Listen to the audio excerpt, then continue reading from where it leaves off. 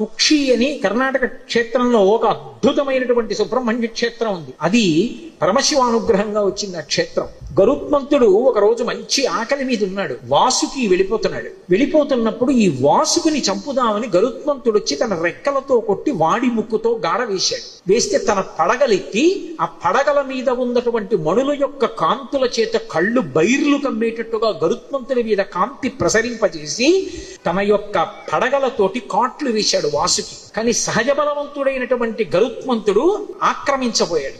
ఆర్తనాదం చేశాడు, శివా శివా శివా అని. వెంటనే కశ్యప ప్రజాపతి వచ్చాడు. వచ్చి గరుత్మంతుని యొక్క తండ్రి వచ్చి కశ్యప ప్రజాపతి మహాశివ భక్తుడు వాసుకి. అటువంటి వాసుకిని చెనకుతున్నావు శివా అని పిలుస్తున్నాడు. ప్రమాదం సంభవిస్తుంది. వెంటనే విడిచిపెట్టేసి వేరొక ప్రాంతాన్ని చెప్పాడు. ఆ ప్రాంతానికి వెళ్ళిపో, అక్కడ నీకు ఆహారం లభిస్తుంది, అక్కడికి వెళ్ళి తినమన్నాడు. ఆయన వెళ్ళిపోయాడు.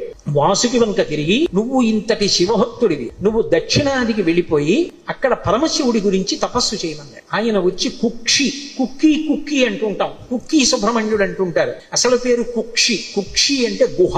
ఒక గుహలో కూర్చుని తపస్సు చేశాడు. తపస్సు చేస్తే పరమశివుడు ప్రత్యక్షం అయ్యాడు. కలియుగంలో నా కుమారుడు సుబ్రహ్మణ్యుడు అవతారం చేసి ఇక్కడికి వస్తాడు, దర్పణ తీర్థంలో స్నానానికి వస్తాడు. అప్పుడు నిన్ను అనుగ్రహిస్తాడు, నువ్వు ఇక్కడే ఉండమని లింగ రూపంలో పిలిచాడు. వాసుకి అక్కడే చుట్టలు చుట్టుకుని ఉంటారు. అక్కడికి తర్వాతి కాలంలో సుబ్రహ్మణ్యుడు వచ్చి సుబ్రహ్మణ్య కళ్యాణం కూడా అక్కడ జరిగింది అని చెప్తారు. చర్మరోగాలు ఉన్న వాళ్ళందరూ ఆ క్షేత్రానికి వెళ్లి దర్శనం చేసుకుని దర్పణ తీర్థంలో స్నానం చేసి కొన్ని ప్రత్యేకమైన కార్యక్రమాలు అక్కడ చేస్తూ ఉంటారు. ఇప్పటికీ ఆ కుక్షి క్షేత్రం అంతరాలయంలోకి వెళ్ళడానికి కుదరదు. గరుడ స్తంభం ఉంటుంది, ఆ గరుడ స్తంభం వరకే వెళ్ళాలి. గరుడ స్తంభం దాటి వెళ్ళకూడదు. ఎందుకంటే లోపల వాసుకి ఉంటారు. ఆ వాసుకి యొక్క పడగలలోంచి విషపు గాలులు వస్తాయి. ఆ విషపు గాలి తగిలితే తేజోక్షయం అయిపోతుంది, ప్రాణములు కడంటిపోతాయి. అందుకని ఎవరిని అంతరాలయంలోకి వెళ్ళనివ్వరు. ఆ గరుడ స్తంభం వరకు నిలబడితే ఆ గరుడ స్తంభం ఈ విషపు గాలిని విరిచేస్తుంది. దాని వెనక నుంచి దర్శనం చెయ్యాలి. అంత గొప్పగా ఉన్నటువంటి కుక్షి తీర్థంలో శంకరుడి అనుగ్రహం మేరకే వాసుకి ఉన్నాడు.